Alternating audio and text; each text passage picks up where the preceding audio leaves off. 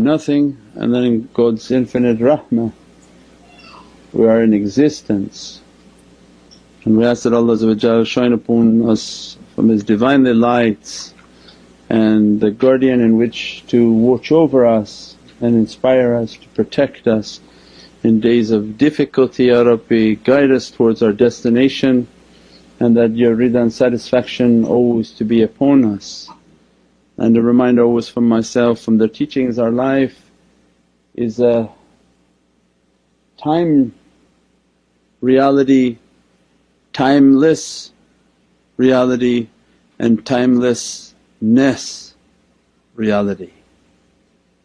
And all these trainings, and especially with the ones whom teach tafakkur and contemplation and meditation, it's not a meditation for the mind, it has byproducts of wellness and other benefits.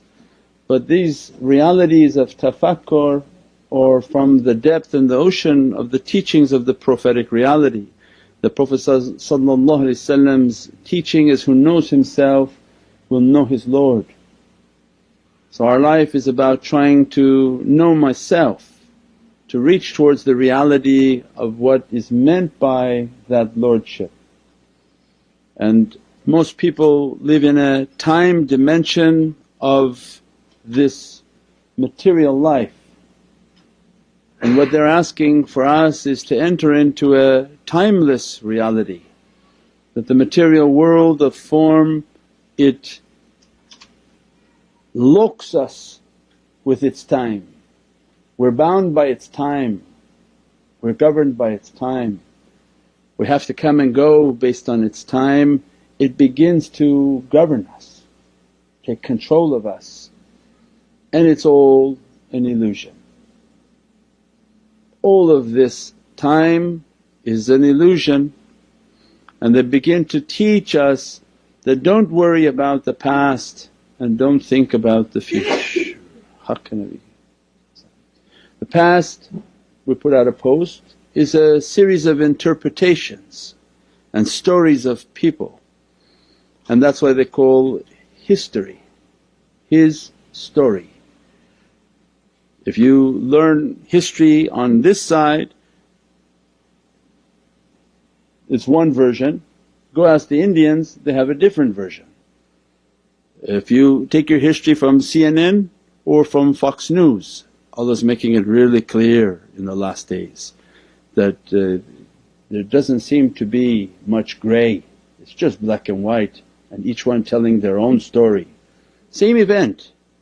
So it means the past is a bunch of stories.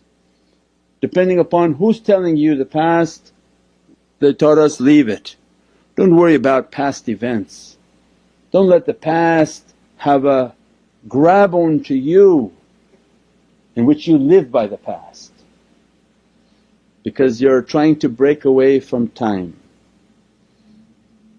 So the past say, okay, well he did this to me, this one did that, this happened, that was like that. Whatever those events of the past were, they're trying to lock you so that you're continuously thinking of that. It has a bind and a hold upon the servant.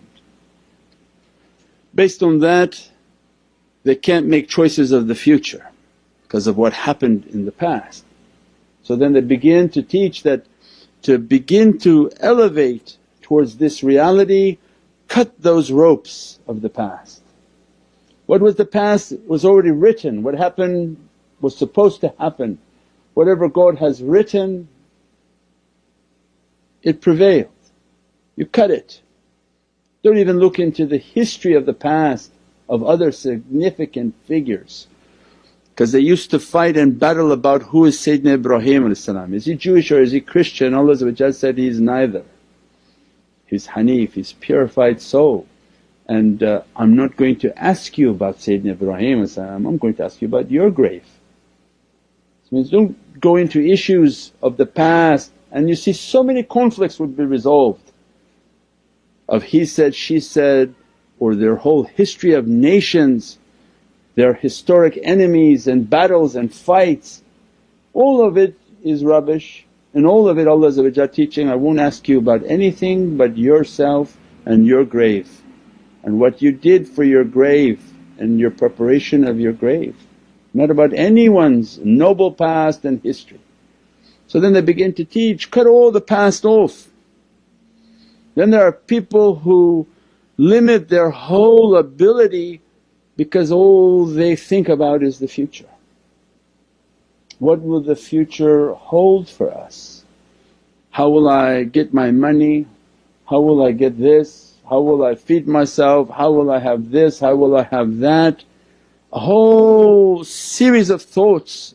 Shaitan comes and what we call of wickedness, of evilness, of a bad energy comes to plant fear into the servant's heart because of the future. How are you going to feed yourself? How are you going to feed your family? How are you going to do this? How are you going to do that? So continuous state of worrying about the future. Where will you be here? Will you be there? Will you be around? And they come and they teach, wipe all of that with your faith. That keep on a daily basis where we say, these meditations and this path of peace is a big battle and warfare. Not the fighting against people, because Prophet taught that that fighting and that struggling and accompanying a Prophet of God, which is necessary because a Prophet of God has a message in which to deliver and no one can stop it. But neither you nor me are a Prophet of God and we have no message to deliver. The only message to deliver is to myself. And Prophet was teaching his companions, now that my job is finished for that, you have a greater battle lying ahead of you, greater than all of these fights is the fight against yourself. So then the people of contemplation, they understood the depth of that reality, or at least they are moving towards understanding what Prophet wanted for them. That this battle of the self is not an easy battle. It's not something to be underestimated. At every moment you have to fight for peace. One of the great oxymorons of our language. You think that you just say, I want peace, and you're going to sit by a tree and peace comes to you. It's not like that at all, because as soon as you want to sit by the tree hits you. Everything comes at you that don't have peace. A phone call comes, an email comes, somebody come rushing to ask you a question, because the nature of this material world is to keep us busy and distracted. So peace doesn't come by just merely wishing it to be. Peace, what Prophet described is the great battle, the jihad al-akbar, the great struggle against yourself is the greatest struggle, to struggle for peace. One, to cut off all my thoughts of the past and all the harms of the past and all the people and places and things of the past, of which are trying to grab a hold of me, trying to occupy a space within my mind and within my heart. And it usually rents space for free, just occupies all your thoughts and they're not even paying you. If they paid it would be better, at least you got something coming in, you're giving it all for free. So it's continuous struggle, I'm not going to think about it, it's not of any importance. And that becomes the reality of Islam, and Islam in the English language is taslim and submission. How to submit my will to God's will, and how Thy kingdom come, Thy will be done on earth as it is in heaven. It was all the same through all the Prophets, there is no difference. How to bring God's will from His kingdom of the heavens, which is in complete submission, onto this abode of Satan, this earth, in which everything is busy and distracted.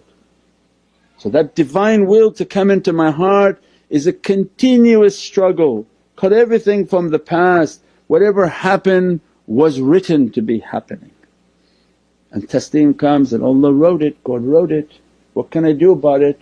And then continuous reminder to myself, it's just written, it's just written, it's written, because the whispering of the whispering one is continuously throwing into the ear, don't forget it. Don't forget the past, because if you can't forget the past it will influence all your future moves. Big difficulty. If you can't cut the past it will influence all your future moves. So then it's a continuous struggle every night, everything from the past, my Lord, I'm asking to wipe it clean from my mind and from my heart. And everything I'm thinking of the future, take away my fear, take away all my fears and bring my taslim and my submission, bring your reality into my heart, and that becomes the great struggle for faith. Faith is not something somebody says, I have faith. You ask 90% of the room and say, do you have faith? They say, yes we have faith, thank you Shaykh. No, faith is a event in your life, a light that enters into the heart that God gives after a great struggle.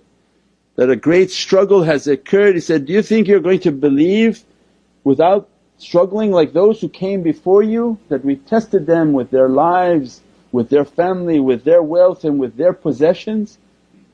If you haven't been tested like that then yet faith has not entered into the heart.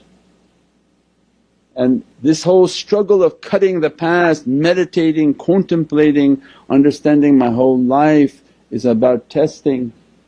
And then, my Lord, please send light into my heart, more and more of your Divinely love into my heart, so that my fear of the future begins to subside.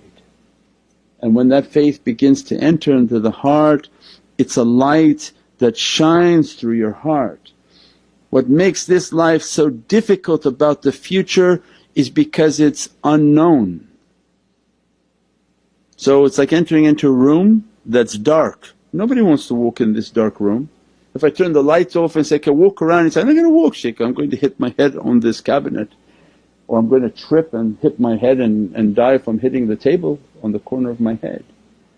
So this life is like a darkness. So every fear of the future comes, and the whispering one again comes to whisper the past and specifically whisper the future, to cast doubt into the heart.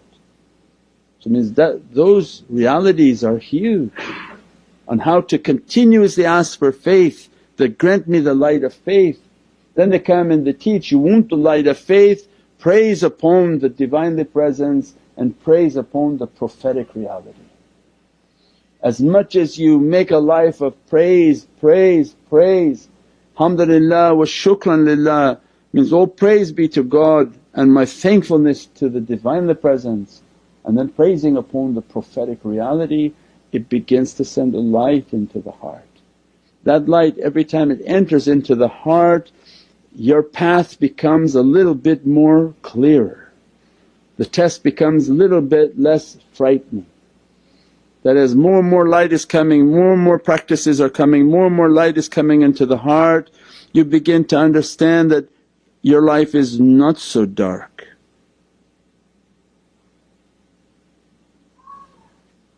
Look into your heart with all your praisings and all your practices, you feel a security with the Divinely Presence because you're praising upon the Divine.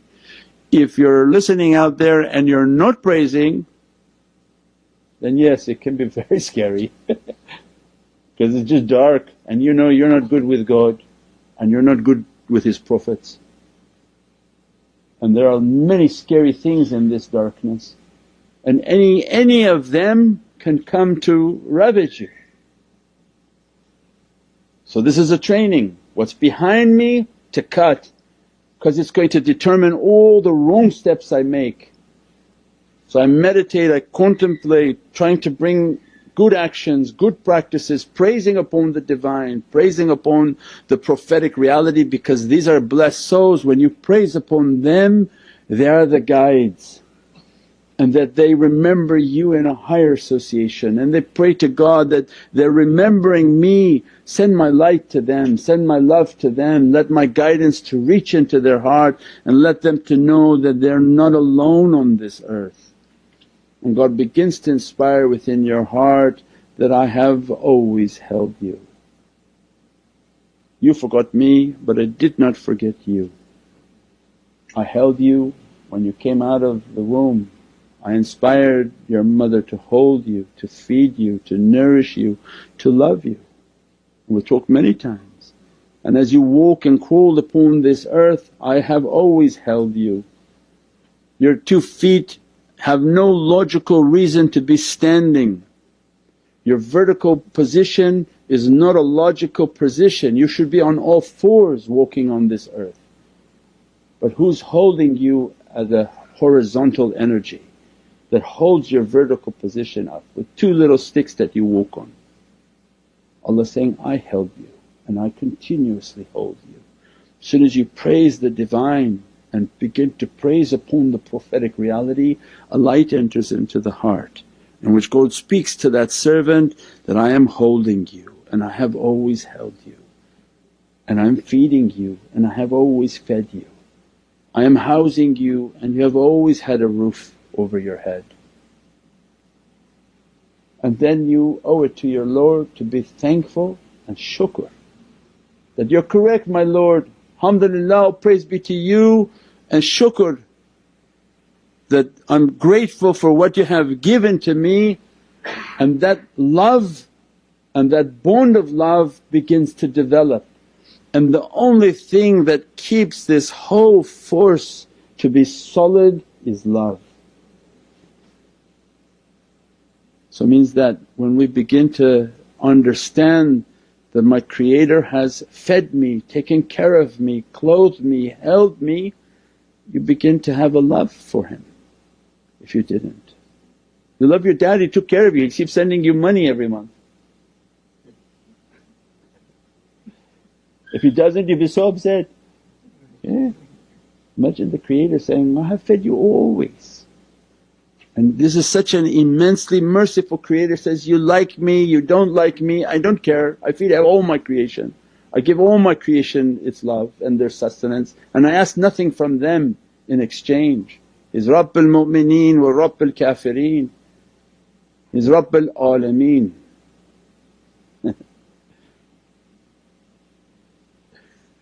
Is immense love from Allah means then you begin to think, Ya Rabbi, oh my God, you are always taking care of me. I'm going to praise you, I'm going to show my thankfulness to you, I'm going to show my shukr to you. Then awliyaullah come and teach, then that will be the opening of love. When you begin to love the Divine and love the prophetic reality that, I love you my Lord, I love you my Lord, what's the example that you want from me? What's the example of the best character? He says, I sent you my prophets, read about their lives, read about the goodness of their character. Make their character the example of your life, that I want to be like them, your chosen ones. Of you chose their ears, their eyes, their nostrils, their breath. You made their face to be a symbol of your Divinely presence. I want to follow in their character. Then they begin to teach us, then praise upon the prophetic reality. As soon as you send your salutations upon the souls of the Prophets, they send the salutation back upon your soul. And then your love for the Prophet begins to open. And my Lord, you're great, your immense bounty. And now I'm feeling even the love of those whom you love, your Prophets, they're guiding me, their light entering into my heart. Then they begin to teach, this love is the only bond that glues. It's not your mental thought of the Prophet and it's not your mental capacity to think of God, but it's only love that brings the bond together. And the only thing that Satan wants to destroy is love. If that is the strongest adhesive, is muhabbat, not the aql. You can think about God and say, oh I think this is correct and God in my mind makes sense. The only capacity we have to understand and truly move into that reality of faith is love. If you're void of love, you're void of faith. If you're void of faith, everything is lost. Faith, there's no faith without love, it's just something very dangerous. So the teaching that this love is the strongest bond. Say that, think about the elements, how in H2O Because the angelic reality of water, what is water? When Allah God Almighty said, "My throne was upon the water," means my majesty and might is in this water, and my is mim and alif. Means Muhammadun sallallahu alaihi wasallam, La ilaha illallah Muhammadun Rasulullah, its power is in water and the angels are created from water.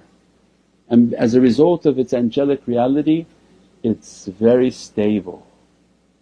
And you know, this H2O is immensely powerful.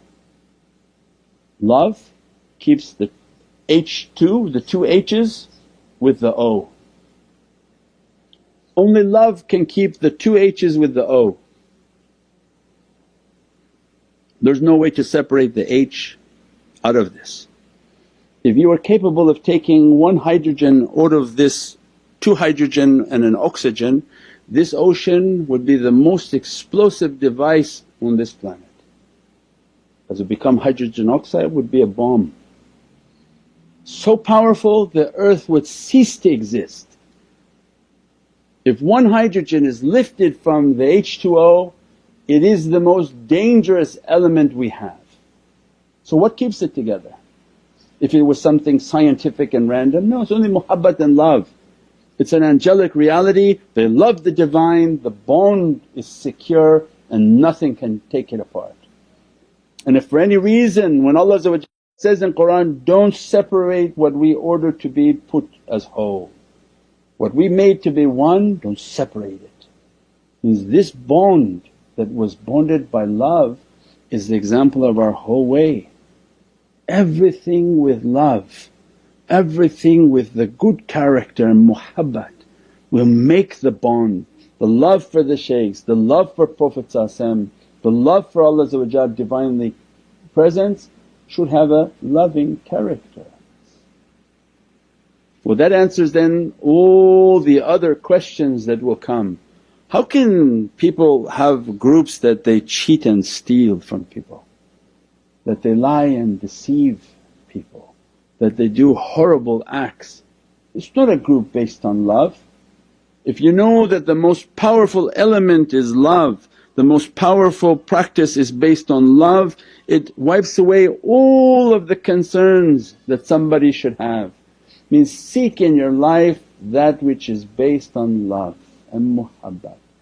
And what you're doing and what you're practicing, is it increasing your love? There are even countries on this earth that don't know what love is. I saw a show about Japan. They don't have the word love in their vocabulary, it's not a word that they use. Very sad, they don't have the word. Christian Home Board was going around and talking about love. She had it was a kooky series, but on this clip she went around Japan and asked about love and said, no, we don't have that word of love and affection. We have another formal word but we don't use this word. I mean, you took away the most important element of our whole existence is love. You work for what? For the country? You work for the company? Everything you do in life has to be based on wadood, based on muhabbat and love. If you take that element away, people don't understand why they should even be existing. And it's not a coincidence in that country they all go to the park and try to hang themselves. They have no understanding of their existence on this earth. If you take the element of love, everything falls apart in its reality. Everything becomes based on violence and dogma, and this is now the phase of life that we have entered into. The element of love is being pulled off of the earth, and all that is remaining now is of hatred, and everything will begin to come apart. Because it is the glue that binds our element and the nature of our elements. With this love, with this muhabbat, with this faith, when we nourish the faith and the faith is built on love and loving character, we said before, it's not to tolerate but to accept people. Not even the word to tolerate but the life of an acceptance. So then try to find the schools that are based on muhabbat and love. Try to find the teachers that are teaching acceptance and love, that they build within your heart a presence of love and muhabbat. Not intolerance or to tolerate. Some people don't even tolerate to sit with other madhabs. My goodness, can you imagine how crazy that must be? So everything is based on muhabbat and love. To enter that cave with love, to be dressed by that love. We ask that when Allah grant us that love, it make a bond, make a bonding of the soul, to have a bond with Prophet to have a bond with awliyaullah, to bond with Prophet bond with Allah. With that light and with that bond of love, all the future fears will be dropped. Because when you love your Lord and your Lord loves you, you have absolutely nothing to worry about. I think Sayyidina Isa had a phrase, why would God give a hungry person rocks to eat? If you truly love your Lord and you're asking for things from your Lord, why He would give you rocks to play with you and say, chew on these? No. So you know out of muhabbat and with love, if you do everything with love and you have a love for the Divinely Presence, whatever you're asking for in its rightful amount, Allah sends, Allah feeds, Allah takes care of. Then the future becomes non-important, the past was cut off, now you entered into the world of light. So the world of light is based on faith. So for people who think they had faith, this was a very long explanation of if you think you have faith and you're worried about the past and all your judgments are based on past actions and past regrets and past hatreds, and you're continuously fearful of the future, how could you have faith? So yet you did not reach to Iman. The world of faith is a light that enters into the heart. The world of faith now you've entered into timeless. So time is filled with all these concerns. What they want for us, enter now to the world of light. In the world of light there is no time. Time stands still in the world of light. If you operate from your soul and operate from the world of light, all that time stands still for you. And above that reality of timeless is entering into the will of the Divinely Presence. Before anything manifests is entering into that Divinely Heart, which is the reality of timelessness. That yet not it manifested even in its thought upon this earth. Subhana rabbika rabbil izzati amma yasifoon wa salaamun al mursaleen walhamdulillahi rabbil alameen bi hurmati Muhammad al-Mustafa wa bi sirri Surat al-Fatiha.